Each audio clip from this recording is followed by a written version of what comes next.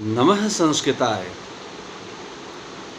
बच्चों, आप लोग कैसे हैं?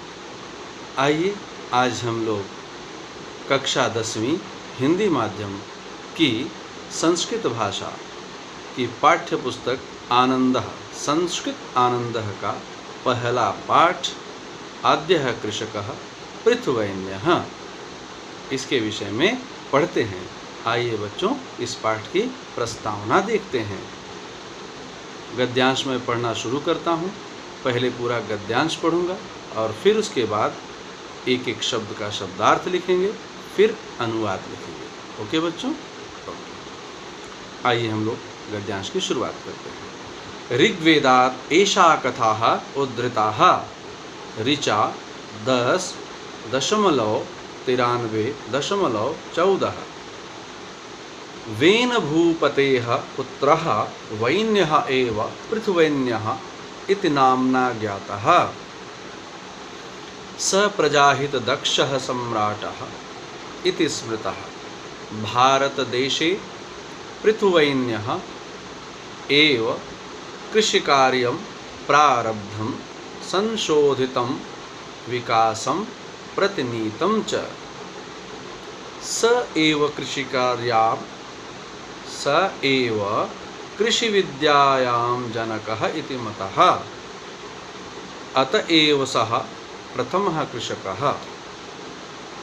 धरित्र्या पृथिवी इति नामाभिधानं पृथोः कार्यस्य स्मारकम् इति मन्यते बुधैः। आइए बच्चों, इस परिच्छेद का कठिन शब्द लिखते हैं। ऋग्वेदात् शब्द का अर्थ है ऋग्वेद से। ऐशा इसका अर्थ है यह, कथा यानी कहानी या कथा। उद्धृता शब्द का अर्थ है ली गई है।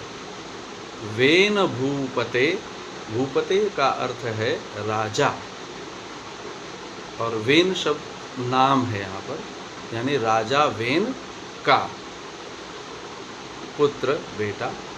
वैन्यः, वैन्यः शब्द यानी राजा वेन का बेटा वैन्य। एव ही पृथुवैन्यः इति नाम्ना ज्ञातः।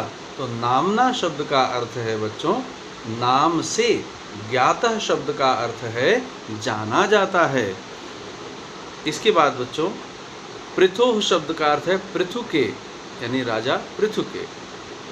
फिर अगला शब्दार्थ है कार्यस्य स्मारकम, यानी कार्य के याद में। सम्राट का भी समानार्थी शब्द है राजा। प्रजाहित दक्षः, इस शब्द का अर्थ है प्रजाहित यानी प्रजाहितैषी।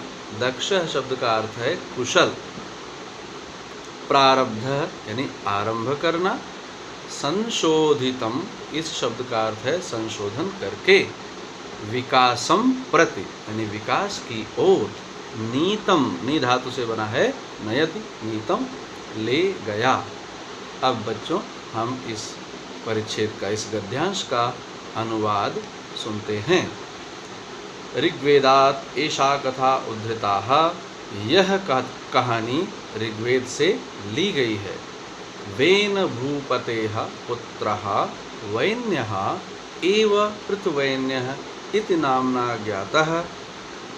राजा वेन का पुत्र वैन्य ही पृथुवैन्य इस नाम से जाना जाता है। ठीक है बच्चों, आगे बढ़ते हैं। सह प्रजाहित दक्षः आदर्शः सम्राट इति स्मृतः। वह अर्थात पृथुवैन्य एक प्रजाहितैषी, कुशल और आदर्श सम्राट के रूप में याद किया जाता है। भारत देशे पृथुना एव कृषिकार्यं प्रारब्धं संशोधितं विकासं प्रतिनीतं च। अब इसका अनुवाद देखते हैं बच्चों। भारत देश में सर्वप्रथम राजा पृथु ने ही कृषि कार्य का प्रारंभ करके, संशोधन कार्य करके उसे अर्थात कृषि को विकास की ओर ले गया। अगला वाक्य देखते हैं बच्चों। स एव कृषि विद्यायाः जनकः इति मतः। इति मतः को पहले क्रम में रखेंगे। इति मतलब ऐसा, मतः मतलब विद्वानों का मत है। विद्वानों के मतानुसार उसे ही कृषि विद्या का जनक भी कहा जाता है। जनक मतलब पिता। अब अतएव सह प्रथमः कृषकः, इसीलिए उसे ही अर्थात सम्राट पृथ्वीन्य को ही क्या कहा जाता है बच्चों? प्रथम कृषक। अब देखिए पाठ का नाम आ गया, इसीलिए उसे ही प्रथम कृषक कहा जाता है। धरित्र्याः पृथ्वी इति नामाभिधानं पृथोः कार्यस्य स्मारकम् इति मन्यते बुधैः। फिर इसको क्रम में रखेंगे बच्चों। पहले इति मन्यते बुधैः, यानी बुधैः शब्द का समानार्थी है प्राज्ञैः, विद्वानः। विद्वानों के मतानुसार धरती, विद्वानों के मतानुसार राजा पृथु के कार्यों के कारण ही, कार्यों के याद में ही धरती का नाम पृथ्वी पड़ा। ठीक है बच्चों, ये इस पाठ की संक्षिप्त जानकारी थी। अब हम लोग अगला पैराग्राफ यानी पाठ की शुरुआत करते हैं। ठीक है बच्चों। हाँ, तो मैं गद्यांश पढ़ता हूँ, आप लोग ध्यानपूर्वक सुनेंगे। ये पहला पार्ट है, जहाँ तक आज होगा समय के अनुसार, फिर दूसरा पार्ट अगले दिन पढ़ेंगे बच्चों। भूपालः पृथ्वैन्यः नाम धरायां प्रथमः अभिषिक्तः सम्राट प्रयाग क्षेत्रे पृथ्वीनृपस्य राजधानी आसीत्। राज्याभिषेक समये चारणाः पृथ्वैन्यस्य पृथ्वीनृपस्य स्तुतिं गातुम् उत्सुकाः। तदा पृथु अज्ञापयत्, तिष्ठन्तु चारणाः, यावत् मम सद्गुणाः न प्रकटीभवन्ति तावत् अहं न स्तोतव्यम्। स्तवनं तु ईश्वरस्यैव भवेत्। स्तुतिगायकाः पृथुनृपस्य एतादृशीं निष्पृहतां ज्ञात्वा प्रसन्नाः अभवन्। आइए बच्चों, इस गद्यांश का शब्दार्थ लिखते हैं। भूपालः शब्द का अर्थ है राजा। पृथ्वैन्य नाम यानी पृथ्वैन्य नामक। नाम शब्द का अर्थ होता है अर्थ है। धरायाम यानी पृथ्वी पर। षष्ठी विभक्ति है पृथ्वी में पय पर। ठीक है। पृथ्वी के प्रथम अभिषिक्त यानी नियुक्त सम्राट। अब इस वाक्य का अनुवाद देखते हैं बच्चों। भूपाल पृथ्वैन्य, राजा पृथ्वैन्य का अर्थ है इस धरती पर नियुक्त प्रथम सम्राट। अब दूसरा वाक्य देखते हैं बच्चों। प्रयाग क्षेत्रे पृथुनृपस्य राजधानी आसीत्।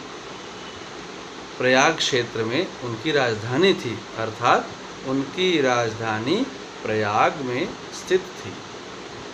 राज्याभिषेक समये चारणाः, चारण शब्द का अर्थ होता है बच्चों दरबारी कवि। जो राजाओं के दरबार में राज कवि या राज दरबारी कवि होते थे बच्चों पहले के ज़माने में, वो लोग अपने राजा की गुणगान करते थे। देखो अभी रामायण आप लोग देख रहे थे ना, तो उसमें भी महाराज जनक की प्रशंसा के गीत गा रहे थे। उनके दरबार में, रावण के दरबार में जो दरबारी कवि थे, महाराज दशरथ के दरबार में दरबारी कवि थे, वैसे ही राजा पृथु के दरबार में भी कुछ चारण या दरबारी कवि थे। आइए आगे बढ़ते हैं बच्चों। तो राज्याभिषेक समय मतलब जब राज्याभिषेक का समय हुआ, उसी समय चारण यानी राज दरबारी कवि लोग क्या बोलते हैं कि महाराज हम आपकी स्तुति करना चाहते हैं। फिर से देखते हैं वाक्य। राज्याभिषेक समये चारणाः पृथुनृपस्य स्तुतिम गातुम उत्सुकाः। गातुम उत्सुका में दो शब्द है, गातुम योग उत्सुकाः, यानी राज्याभिषेक के समय चारणों ने पृथु राजा पृथु की स्तुति करना चाहा। तदा पृथुनृपः आज्ञापयत्, तभी राजा पृथु ने आज्ञा दिया। क्या आज्ञा दिया देखते हैं बच्चों। तिष्ठन्तु चारणाः, रुको, ठहरो चारणों, मतलब रुको चारणों। यावत् मम सद्गुणाः न प्रकटीभवन्ति, जब तक मेरे सद्गुण प्रकट नहीं हो जाते, तावत् अहम न स्तोतव्यः, तावत् यानी तब तक मेरी स्तुति मत कीजिए। वैसे भी उन्होंने आगे क्या कहा देखिए बच्चों, कितने महान थे राजा पृथु। स्तवनम तु ईश्वरस्यैव भवेत्, स्तुति तो ईश्वर की होनी चाहिए। वैसे भी स्तुति इंसान की करनी चाहिए क्या बच्चों? नहीं ना। हमेशा स्तुति वंदना प्रार्थना किसकी होनी चाहिए? ईश्वर की। तो राजा पृथु ने भी कहा कि मेरी स्तुति मेरी वंदना मत कीजिए, ईश्वर की स्तुति कीजिए। स्तुति गायकाः पृथुनृपस्य एतादृशीं निःस्पृहतां ज्ञात्वा प्रसन्ना अभवन्। स्तुति गायका मतलब जो स्तुति वंदना करने वाले लोग थे, स्तुति गायन करने वाले लोग राजा पृथु की एतादृशीम शब्द का अर्थ है इस निःस्पृहताम, यानी निष्काम भावना, निःस्पृहताम निष्काम भावना को ज्ञात्वा यानी जानकर प्रसन्ना अभवन, प्रसन्न हुए। अब इसका अनुवाद आगे देखते हैं फिर बच्चों। स्तुति गायन करने वाले लोगों ने राजा पृथु की इस निष्काम भावना को देखकर बहुत प्रसन्न हुए। फिर से दोहराता हूँ सेंटेंस बच्चों। स्तुति गायन करने वाले लोग राजा पृथु की इस निष्काम भावना को देखकर बहुत प्रसन्न हुए। अगला पैराग्राफ बच्चों, यानी अगला गद्यांश। लेकिन उससे पहले इससे कुछ प्रश्न आ सकते हैं, वो प्रश्न भी थोड़ा सा हम देख लेते हैं बच्चों, फिर हम आगे कंटिन्यू करते हैं। इसमें से बच्चों कुछ प्रश्न आ सकते हैं आपको, जैसे सत्यम असत्यम वद, सत्यम वा असत्यम इति लिखत। दूसरा प्रश्न आ सकता है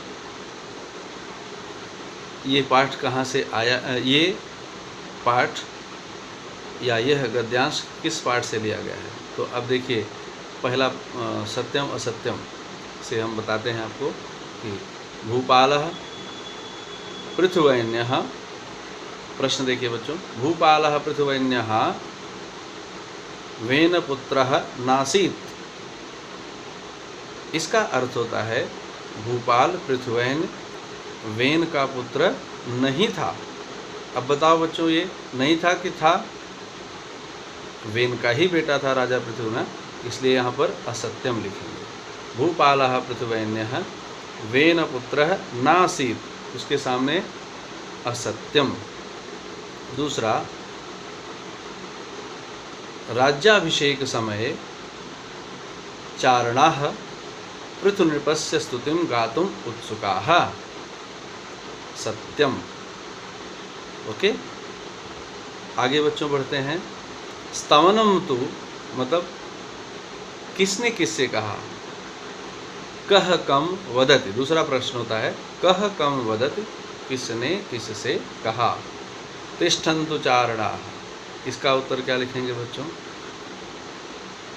पृथुनृपः या नृपः चारणाम वदति, नृपः चारणाम वदति, यानी राजा ने चारणों से कहा। फिर अगला, पृथुनृपः कासीत्, यानी राजा पृथु कौन थे? इसका उत्तर होगा बच्चों भूपालः वेन भूपतेः पुत्रः वैन्यः इति पृथुवैन्यः नामना ज्ञातः, यानी वही थे। वेन का बेटा ही पृथु के नाम से जाना जाता था। ठीक है बच्चों, आज के लिए इतना ही। अगले दिन हम फिर दूसरे एपिसोड के साथ मिलते हैं। नमस्कार बच्चों, धन्यवाद, बाय बाय।